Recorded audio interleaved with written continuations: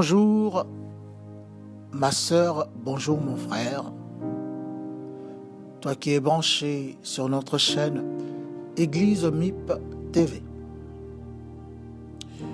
Dieu vient encore à toi aujourd'hui et Dieu vient encore aujourd'hui à moi. Et il nous donne ce titre de prince marchant sur terre comme des esclaves.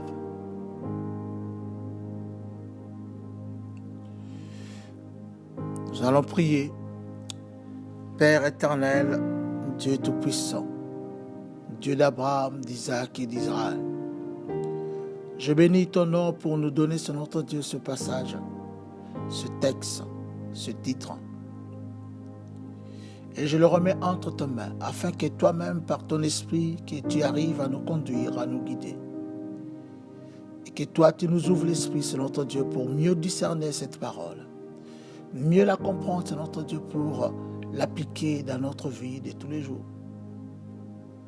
Je prie et t'en remercie dans le nom de Jésus. Amen. Alors, frères, sœurs, dans ce titre, si nous voulons aller plus loin, comprendre cela, sachons une chose. Dans le livre de Jean, chapitre 6, verset 63,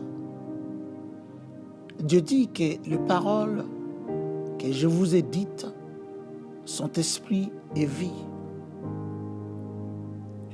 Autrement dit que la parole de Dieu, depuis le livre de la Genèse jusqu'au livre de l'Apocalypse, tout ce qui est écrit est justifié spirituellement.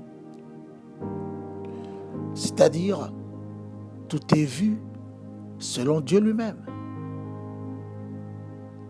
Tout est vu selon ce que Dieu pense. Donc c'est à nous de pouvoir rentrer dans la pensée de Dieu pour mieux comprendre. La raison pour laquelle que Dieu nous guide, pour mieux comprendre, parce qu'il y a une sagesse cachée derrière sa parole. C'est cette sagesse-là qu'il faut découvrir. Mais on ne découvre pas cette sagesse par notre intelligence. Le Saint-Esprit est là pour cela. Alors, qu'est-ce que Dieu veut dire ici dans ce texte déjà, ce titre, pardon? Dieu parle déjà de princes. Mais qui sont ces princes? Eh bien, ces princes sont les princes du royaume des cieux, membres de la famille royale et souveraine de Dieu. Ces princes sont au-dessus de tout ce qui existe, de toute la création. Ces princes règnent en maître sur toute la création de Dieu, selon ce que Dieu lui-même a pu déclarer dans le psaume chapitre 8, versets 5 à 7. Ces princes sont au-dessus de toute création pour la commander. C'est la volonté de Dieu. Ces princes du royaume des cieux sont des personnes hautement placées. C'est des personnes élevées, des privilégiés, des avantageux, des favorisés, qui détiennent le pouvoir sur toute la création de Dieu, leur Père. C'est eux qui imposent leur pouvoir et les font respecter au reste des créatures de Dieu leur Père. Quel privilège! Et on se dit, dans le vrai sens du mot, ces princes représentent toi ma sœur. Ces princes représentent toi mon frère. Ces princes représentent nous les hommes. Nous avons été créés à l'image de Dieu, selon sa ressemblance. Et Dieu a fait de nous membres de sa propre famille. Et Dieu nous a élevés à un niveau supérieur. C'est la volonté de Dieu. Dieu veut ainsi. Mais pourquoi Dieu a voulu élever ce prince à ce niveau? Pourquoi Dieu a voulu élever, oui, l'homme à ce niveau? Pourquoi Dieu a voulu élever toi, ma sœur? Pourquoi Dieu a voulu élever toi, mon frère, toi qui m'écoutes? La réponse vient de Dieu lui-même. La réponse ne vient pas de l'homme. Et la réponse se trouve dans le livre de Romains 6, verset 19. La raison que Dieu nous donne dans ce passage est que ce prince qui font partie de la maison de Dieu, ce prince qui font partie de la famille de Dieu, eux-mêmes ont décidé, ils ont fait leur choix de pouvoir livrer leurs membres comme esclaves à la justice de Dieu pour arriver à la sainteté. Autrement dit, ils ont décidé de vivre selon la volonté de Dieu, en menant une vie de sanctification, comme le déclare Hébreux 12, verset 14. Ces gens ont décidé, c'est leur choix, d'être semblables à l'image de Jésus-Christ, leur Seigneur, le Fils aimé du Dieu vivant. Selon ce qui est écrit dans Romains 8, verset 29. Mais si Dieu a voulu que nous soyons des privilégiés, si Dieu a voulu que nous soyons de haut placés, si Dieu a voulu que nous ayons ce pouvoir de dominer sur toute la création,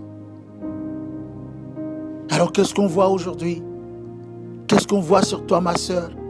Qu'est-ce qu'on voit sur toi, mon frère? Et qu'est-ce qu'on voit sur moi? On n'est pas à la hauteur de cela. Rien qui prouve à nous que nous sommes des privilégiés du royaume des cieux. Rien qui prouve que nous arrivons à dominer la nature, à dominer la création de Dieu.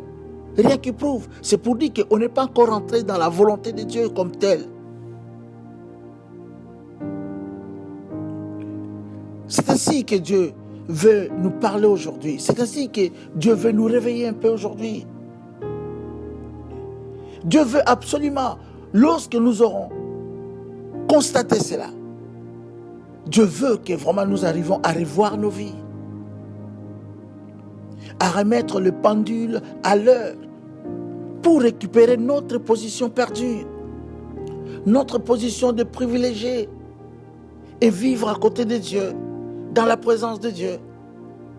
C'est ce que Dieu veut aujourd'hui. Dieu veut nous faire voir et Dieu nous dit, mais réveille-toi, réveille-toi, comprends ce que Dieu veut. Comprends ce que Dieu veut de toi. Dieu veut que tu sois à cette position. Oh, gloire à Dieu. Mais Dieu ne parle pas seulement des princes. Dieu parle aussi des esclaves dans ce titre.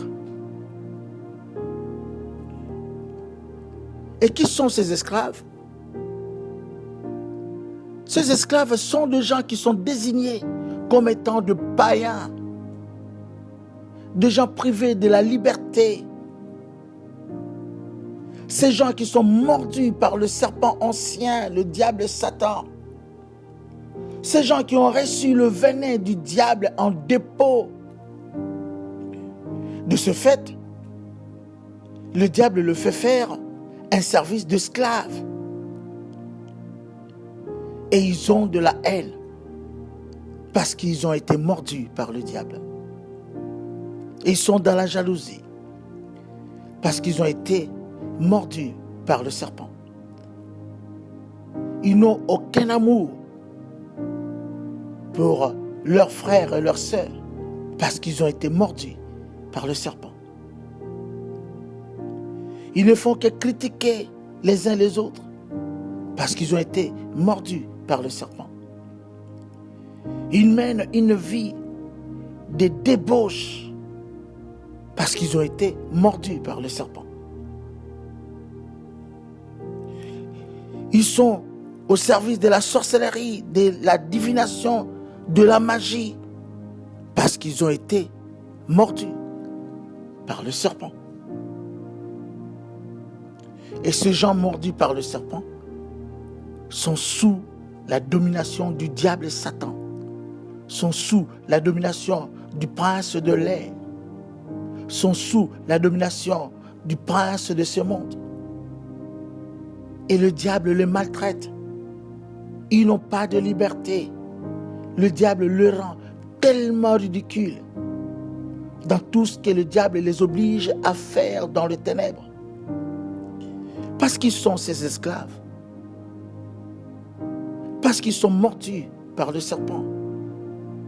Et le diable le pousse de plus en plus dans les ténèbres, dans le péché, afin qu'ils ne revoient plus encore, qu'ils n'arrivent pas à revenir à Dieu qui les a créés, qu'ils n'arrivent pas à revenir dans leur maison, là où ils étaient des princes en liberté. Et on se pose des questions. Pourquoi ces gens-là sont devenus esclaves? Comment ça se fait que le diable est rentré dans leur vie? Comment ça se fait que le diable les a mordus? Eh bien, la réponse, que ces gens-là, par eux-mêmes, par leur propre volonté, ont livré leurs membres comme des esclaves à l'impureté et à l'iniquité, pour arriver à l'iniquité, péché à répétition. Raison pour laquelle que le diable les utilise. Raison pour laquelle que le diable le met à leur service, à son service. Simplement parce que le diable, comme n'aime pas la personne élevée, ces gens-là étaient des personnes élevées au statut que Dieu les a donné des princes du royaume des cieux. Et le diable les a détruits parce que eux-mêmes, ils ont donné accès au diable par leur façon de faire. Et aujourd'hui, ces gens appelés esclaves du diable, qui ont été mordus par le diable, ils sont sans Christ, sans Dieu, sans espérance. Ces gens-là sont privés du droit de cité dans le royaume des cieux. Ces gens-là sont étrangers aux alliances de la promesse de Dieu, selon ce qui est écrit dans Ephésiens 2, chapitre 12. Voilà tout, ma sœur, mon frère. Voilà tout ce que Dieu nous dit dans ce titre. Mais seulement, il faut aller plus loin dans le raisonnement de Dieu. Il faut aller plus loin dans la pensée de Dieu. Voilà pourquoi on va lire le texte principal, Ecclésiaste chapitre 10, du verset 5 au verset 7. Et je vais lire au nom de Jésus dans ma Bible. 10, versets 5 et 7.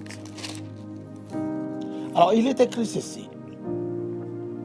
Il est un mal que je vis sous le soleil, comme une erreur provenant de celui qui gouverne. La folie occupe des postes très élevés, et de riches sont assis dans l'abaissement. Je vis des esclaves sur des chevaux et des princes marchant sur terre comme des esclaves. La parole de Dieu. Amen.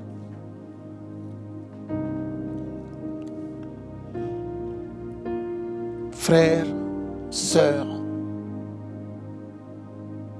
Dieu veut nous rappeler une chose ici dans cette parole. Si nous constatons la parole comme a été déclarée, Dieu veut nous faire comprendre quelque chose. Si vraiment nous rentrons dans la pensée de Dieu, nous voyons que Dieu constate une chose. Il constate une chose qui concerne vraiment le prince du royaume des cieux. Ces gens-là à qui Dieu a donné des privilèges. Et Dieu a constaté quoi exactement? Dieu a constaté en eux le manque de sens, le manque de sens. Et cela est détestable devant Dieu. Tu trouves que c'est détestable? Comment ça se fait, ces gens qui sont déclarés princes du royaume des cieux sont dans la folie? Comment ça se fait, ces gens qui sont déclarés princes du royaume de Dieu? Ils arrivent à commettre erreur sur erreur, faute sur faute, péché sur péché. Et Dieu se pose des questions. Est-ce que ces gens-là se rendent compte de ce qu'ils font? En faisant cela, c'est quoi les conséquences? Les conséquences, c'est qu'ils seront assujettis par le monde des ténèbres. Les conséquences est que ces gens-là vont devenir des esclaves en suivant de mauvais exemples de ce monde sous l'emprise du diable. Les conséquences sont, ils auront tout perdu. C'est ça les conséquences. Ils auront tout perdu, tous les privilèges du royaume des cieux. À quoi bon d'aller erreur sur erreur, faute sur faute, péché sur péché, sans pouvoir se repentir et continuer ta vie comme si rien n'a été?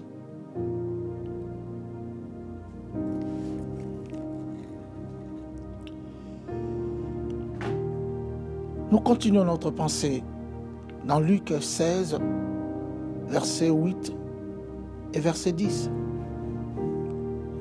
Et je vais lire au nom de Jésus dans Luc 16,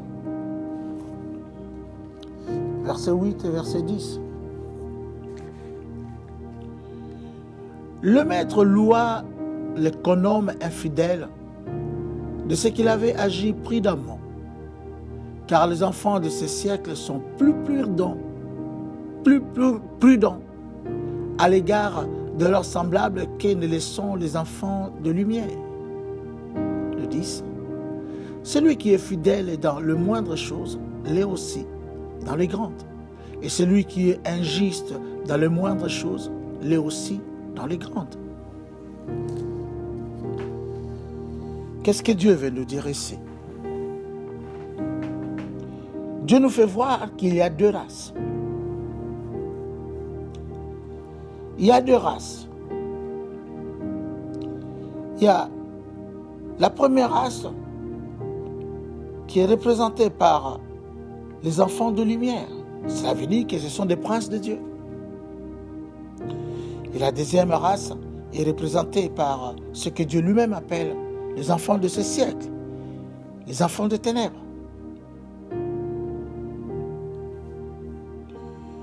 Et ces enfants, ces deux races, s'opposent entre elles. Ces deux races-là sont en conflit entre elles. Peu importe qu'ils soient représentés dans la maison de leur père, peu importe qu'ils soient d'ailleurs, ils sont toujours en conflit. Parce que ténèbres et lumière ne peuvent pas vivre ensemble. Et Dieu a constaté quoi? Dieu a constaté que les enfants de lumière sont beaucoup moins prudents que les enfants de ce siècle, que les enfants des ténèbres. Dieu a constaté que les enfants des ténèbres sont beaucoup plus prudents, habiles, malins vis-à-vis des enfants de lumière.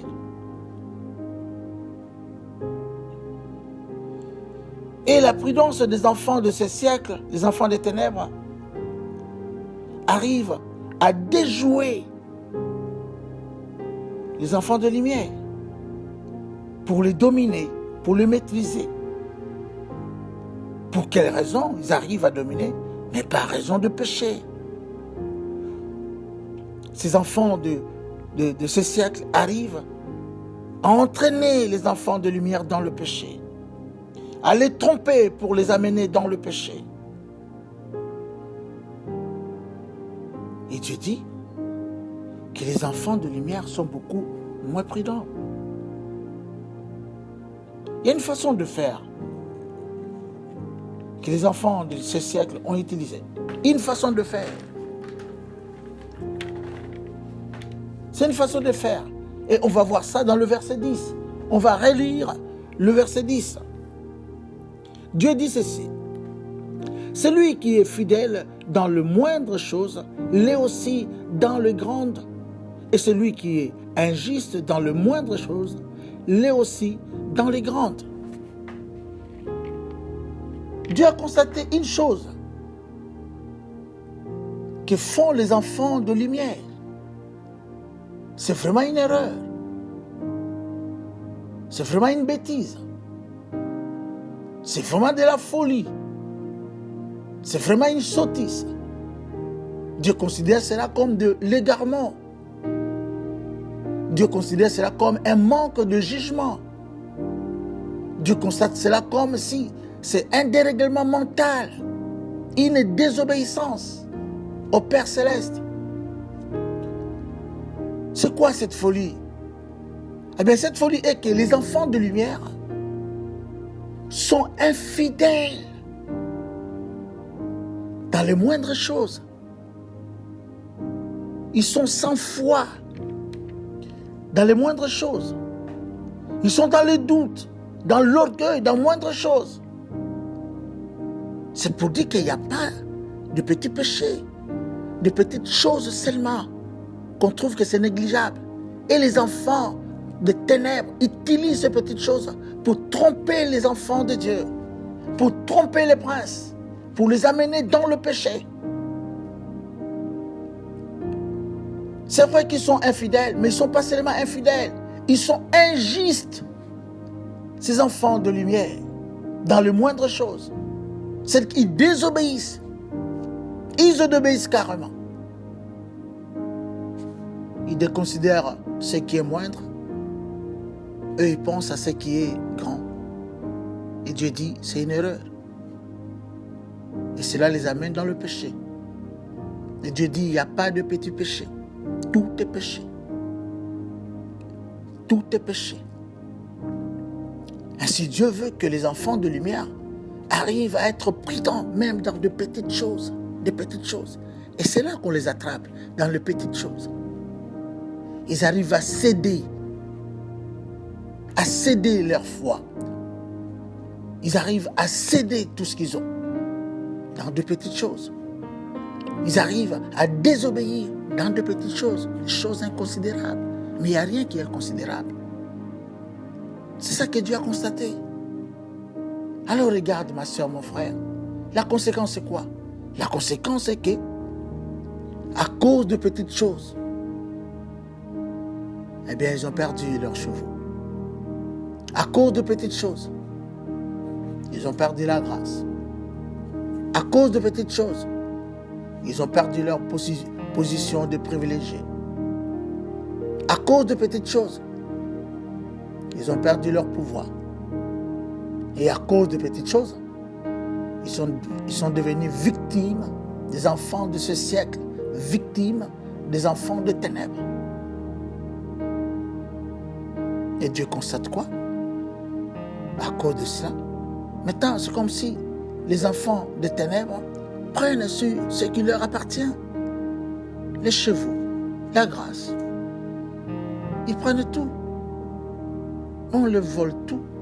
On le prend tout.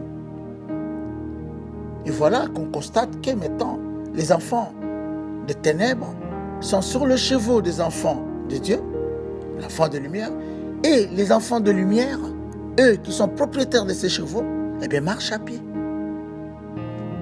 Marchent à pied comme esclaves. Les esclaves sont devenus des maîtres, et des maîtres sont devenus des esclaves. Parce qu'ils ont été trompés par de petites choses, de petites choses, de petites choses. Maintenant, regarde, ma soeur, mon frère, pourquoi on n'est pas arrivé à ce statut que Dieu dit que nous sommes des privilégiés? Peut-être c'est de petites choses. Regarde, Quelles sont ces petites choses qui sont dans ta vie, que toi tu as toujours minimisées, soi-disant que ce ne sont pas de péché, seulement pour satisfaire l'homme, pour obéir à l'homme. Et l'homme, c'est qui? C'est l'homme qui est en face. Eh bien, l'homme qui est en face, c'est un enfant de ténèbres, enfant de ce siècle. Et cet enfant de ce siècle connaît ce que toi tu es. Cet enfant de ce siècle connaît ta position. Le but est de te mettre plus bas que ça. Parce que tu ne pourras plus dominer ni sur eux, ni sur rien du tout. Mais aujourd'hui, Dieu te dit, récupère ta position. Viens à moi. Viens. Viens. Je te tends la main. Tu es mon fils, tu es ma fille. Peu importe même si tu étais dans les ténèbres. Peu importe même si tu avais mangé avec le diable. Peu importe même si tu étais ami du diable. Peu importe ce que toi tu as fait. Et Dieu dit que je ne mettrai pas dehors celui qui vient à moi. La décision, c'est toi qui la détiennes. C'est toi qui devais faire le choix, ma soeur, mon frère, de revenir à Dieu, de te repentir, de reconnaître ce que toi tu as fait. Et Dieu va te prendre dans ses bras et tu vas récupérer ta position. C'est à toi de décider. Et on va lire la conclusion. On va lire dans le livre de Jacques, chapitre 1er, verset 6. Jacques, chapitre 1er, verset 6. Je vais lire au nom de Jésus. Mais mais qu'il la demande avec foi. Sans douter, car celui qui doute est semblable au flot de la mer agité par le vent et poussé de côté et d'autre. Qu'un tel homme ne s'imagine pas qu'il recevra quelque chose du Seigneur. Alléluia. Dieu dit, si tu ne prends pas en compte les petites choses, là, petites choses par lesquelles les enfants des ténèbres peuvent te tromper, si tu ne portes pas foi à cela, si tu rentres dans le doute pour désobéir à ça, Dieu dit tu n'auras plus rien de moi. Parce que tu mets le doute déjà. C'est la foi qui détruit les doutes. Mais toi, tu deviens sans foi pour commettre erreur sur erreur, pour désobéir par rapport à ces petites choses. Dieu dit, dans ce cas-là, tu n'auras plus rien de moi. Rien. Voilà pourquoi tu as tout perdu de la grâce.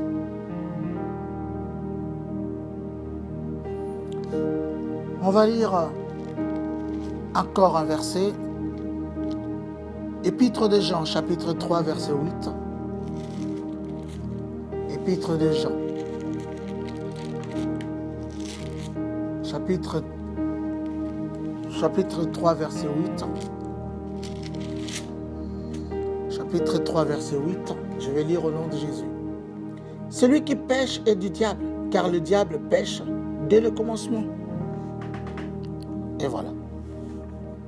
Celui qui pêche est du diable. Parce que tu as négligé les petites choses. Parce que tu n'as pas considéré les petites choses. Et tu as été trompé par les enfants de ce siècle par rapport à ces petites choses. Ils t'ont amené dans le péché à cause de cela. Et tu t'es laissé faire à cause de cela. Tu as démontré ta désobéissance à cause de ça. Tu as douté pour permettre cela. Tu es rentré dans l'orgueil pour permettre cela. Tu t'es dit, tu n'auras plus rien de moi parce que tu as marqué tes doutes. Et tu as péché, et celui qui pêche est du diable. Désormais, tu appartiens au diable.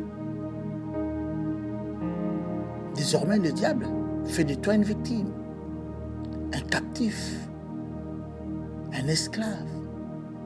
Le diable te prend tout, toute la grâce, tout ce que toi tu as reçu de Dieu. Et tu n'as sans rien maintenant. Sans rien. Voilà tout ce que Dieu veut te dire aujourd'hui, ma soeur. Voilà tout ce que Dieu veut te dire aujourd'hui, mon frère. Voilà tout ce que Dieu veut me dire aussi à moi. Voilà tout ce que Dieu veut nous dire à nous tous les hommes. Sache que l'enfer, ce n'est pas ta place. L'enfer est destiné au diable, Satan et les démons. Ce n'est pas la place destinée pour l'homme. L'homme devait vivre à côté de Dieu son Père. Mais toi, tu es où? Tu es où? Tu es dans les ténèbres. Et toi, tu es où? Tu as perdu ta place de prince? Dieu te dit, ce n'est pas trop tard. Tu peux revenir. Et voilà, Dieu te dit, tu peux revenir à moi. Ne t'inquiète pas. Si vraiment tu as pris ta décision, si vraiment tu fais ton choix aujourd'hui de quitter les ténèbres, de reconnaître le mal que toi tu as fait, je te reçois. Fais ton choix, ma soeur, fais ton choix, mon frère. Que moi aussi je fasse mon choix. Que nous fassions notre choix, nous les hommes, de revenir au pied de Dieu, notre Père, et de récupérer notre position initiale, de privilégier du royaume des cieux, notre position de prince du royaume des cieux, notre position de dominateur, de gouverneur, notre position. Frère, aujourd'hui, on s'arrête là. Laisse que ta paix, la paix de Dieu, laisse que la joie de Dieu, ainsi que les faveurs de Dieu, soit ton partage, soit mon partage, et soit le partage de nous tous.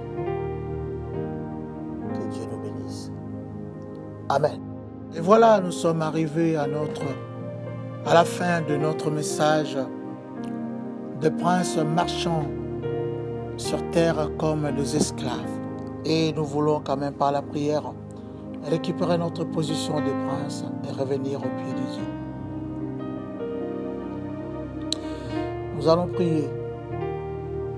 Et la prière doit toujours commencer par ce que nous avons fait, le mal que nous avons fait contre Dieu. Et nous avons perdu notre place de privilégié à cause de petites choses.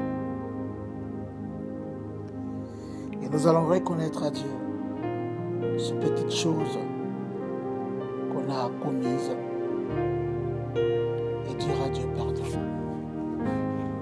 Ou alors peut-être tu étais encore dans les ténèbres et Dieu te reçoit parce que Dieu dit, je ne mettrai pas dehors celui qui vient à moi. Et Dieu te reçoit. Reconnais le mal. Reconnais le péché qui t'a mené dans les ténèbres. Et demande pardon à Dieu. Avec un cœur sincère. Dans le but de pouvoir abandonner. Et tu lui diras, j'abandonne ce que je fais.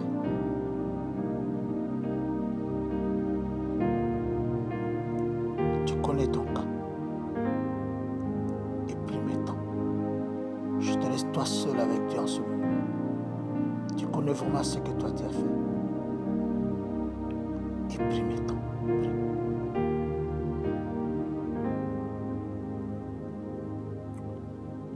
Père éternel, Dieu Tout-Puissant, Dieu d'Abraham, d'Isaac et d'Israël. Père, je viens devant toi, au nom de Jésus, que j'accepte aujourd'hui comme mon Seigneur, mon Sauveur et mon Maître. Jésus de Nazareth à qui j'ai dit, viens dans mon cœur et habite mon cœur. Règne dans mon cœur, dans tout mon être. C'est au nom de ce Jésus que je viens devant toi, Père, toi mon Père. Je reconnais que je me suis mal conduit. Je reconnais que j'ai commis des erreurs, que je suis dans la folie.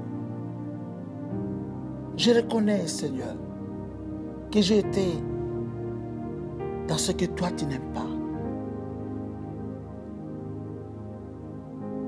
Oh Père, c'est à cause de cela, Seigneur notre Dieu, que je me diminue devant toi pour t'implorer, pour te demander pardon, Toi qui sondes le cœur et le rein, sonde mon cœur,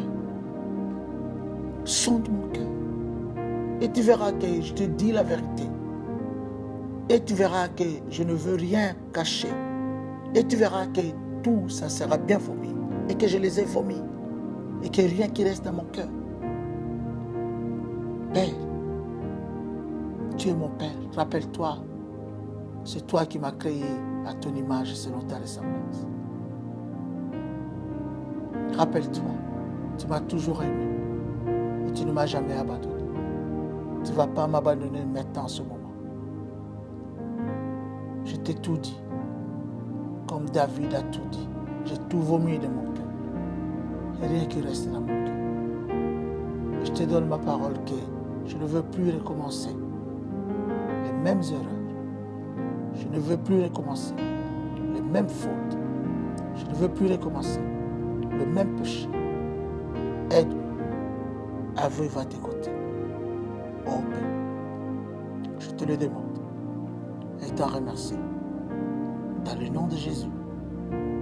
Amen, amen, amen. Maintenant, tu as demandé pardon. Si vraiment c'est sincèrement que tu avais demandé ce pardon, je crois que c'est à nous de pouvoir donner notre vie entre les mains de Dieu. Donne-toi à Dieu. Ne cherche pas à devenir encore une fois de nouveau indépendant. Sois dépendant de Dieu. Donne-toi à Dieu. Que Dieu seul arrive à garantir ta vie. Que Dieu seul arrive à conduire ta vie. Dis, Père, au nom de Jésus de Nazareth que j'ai reçu dans mon cœur, au nom de Jésus de Nazareth que j'ai reçu comme mon Seigneur, mon Sauveur et mon Maître, Père éternel, j'ai décidé par moi-même, sans influence, à pouvoir te donner ma vie comme un sacrifice vivant. Je te donne tout de moi. Prends-moi d'entre ta main comme un sacrifice vivant. Et je te donne aussi toute ma progéniture comme un sacrifice vivant. Oh Père, c'est pour dire, c'est notre Dieu, j'ai cessé d'être indépendant pour ne dépendre que de toi. Pour ne dépendre que de toi. Pour n'appartenir qu'à toi. Pour n'appartenir qu'à toi. Et je me remets d'entre tes mains. Et je sais maintenant, j'ai l'assurance que personne ne peut me ravir d'entre tes mains. Personne ne peut me ravir d'entre tes mains. Alors réalise ton plan. Réalise ton dessein que toi tu as conçu pour moi et pour ma progéniture. Fais de nous ce que toi tu as toujours voulu. Oh Père, je te le demande aujourd'hui. Je te le demande. Et t'en remercie. Dans le nom de Jésus. Dans le nom de Jésus. Alors prends-moi. Prends-moi. Prends-moi. Prends-moi. Prends-moi. Prends-moi. Prends-moi. Au nom de Jésus. Garde le silence. Et que le Seigneur lui-même arrive à prendre son offrande. Garde le silence. Le silence est une marque d'adoration. Garde le silence. Oh Père, merci pour la grâce. Parce que je n'ai rien mérité. Ainsi je prie. Dans le nom de Jésus. Amen. Maintenant, nous comprenons que derrière chaque péché, il y a un esprit. Parce que Dieu dit, celui qui pêche est du diable. C'est-à-dire que le diable est derrière. L'esprit mauvais derrière. Ça peut être un esprit humain. Ça peut être un esprit démoniaque. Et nous allons prendre l'autorité. Et dire à ces esprits qui accompagnent ce péché qui actionnent ce péché. Leur dire, Dieu m'a pardonné. Le sang de Jésus m'a purifié. Et vous n'avez plus ni l'autorité ni le pouvoir sur moi. Et tu vas pouvoir chasser cet esprit. Prie maintenant. C'est par l'autorité du nom de Jésus de Nazareth. Écoutez-vous, esprit mauvais. Écoutez-vous, esprit humain. Vous n'avez plus maintenant l'autorité sur moi. Parce que j'ai tout confessé à Dieu, je n'ai rien laissé pour moi. J'ai tout vomi devant Dieu. Et Dieu m'a pardonné, il est le Dieu miséricordieux, le Dieu qui pardonne mes péchés et qui les oublie. Si Dieu les a oubliés, vous ne pouvez plus rien pour moi. Si Dieu les a effacés, vous ne pouvez plus rien pour moi. S'il y a un pacte qui me lie, vous et moi, je romps ce pacte dans le nom puissant de Jésus de Nazareth. Et vous quittez maintenant, parce que je ne veux plus maintenant refaire ce péché. Sors de ma vie. Sors de ma vie. Quittez ma vie. Libérez mes enfants dans le nom de Jésus. Désormais, on s'appartient à Dieu. Désormais, nous avons donné notre vie à Dieu. Désormais, c'est Dieu qui est notre maître. Allez, sortez de ma vie. Quittez ma vie. Et Dieu dit qu'il te soit fait selon ton cœur. Mon cœur ne vous veut plus maintenant. Mon cœur veut obéir à Dieu. Mon cœur veut appartenir à Dieu. Libérez ma vie au nom de Jésus. Libérez ma vie. Libérez au nom de Jésus de Nazareth. Que le sang de Jésus couvre tout mon être. Que le sang de Jésus couvre tout mon être. Que le sang de Jésus purifie tous mes péchés. Que le sang de Jésus de Nazareth couvre mes enfants. Oh, merci Seigneur. Merci pour la grâce. Je n'ai rien mérité. Tout est grâce. Et je te dis merci. Merci encore dans le nom de Jésus. Ainsi je prie. Au nom de Jésus. Amen. Amen. Nous allons prendre l'autorité maintenant à demander aussi pardon pour le péché commis par nos parents et qui descendent sur nous et qui nous ramène dans le ténèbre et qui amène la malédiction à nous. Demandez pardon pour ce que tes parents ont fait, pour ce que tes ancêtres ont commis. Demande pardon à Dieu et libère-toi de ce péché. Père éternel, je te demande pardon pour tout ce que mes parents ont commis. Je te demande pardon pour tout ce que mes ancêtres ont commis. Tu as dit selon ton Dieu la malédiction de la 3e à la 4e génération. Moi aujourd'hui je demande pardon pour ça. Aujourd'hui je demande pardon selon ton Dieu. Et toi-même tu dis selon ton Dieu, l'âme qui pêche c'est l'âme qui meurt. Je ne veux pas mourir à la place de mon père. Je ne veux pas mourir à la place de ma mère. Je ne veux pas me séparer à cause d'eux. Et moi je demande pardon pour mon père, je demande pardon pour ma mère, je demande pardon pour mes ancêtres, pardonne-moi. Purifie-moi par le sang de Jésus. Aujourd'hui, je refuse d'être sur la lignée de mon père, d'être sur la lignée de ma mère. Mais aussi aujourd'hui, je suis avec Jésus et j'appartiens à Jésus. Merci Seigneur. Merci. Je m'adresse à l'esprit qui est derrière le péché de mon père et qui vient contre moi et contre ma progéniture. Dieu nous a pardonné. Nous appartenons à Jésus.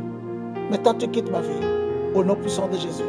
Toi qui viens de l'hérédité, quitter ma vie dans le nom de Jésus.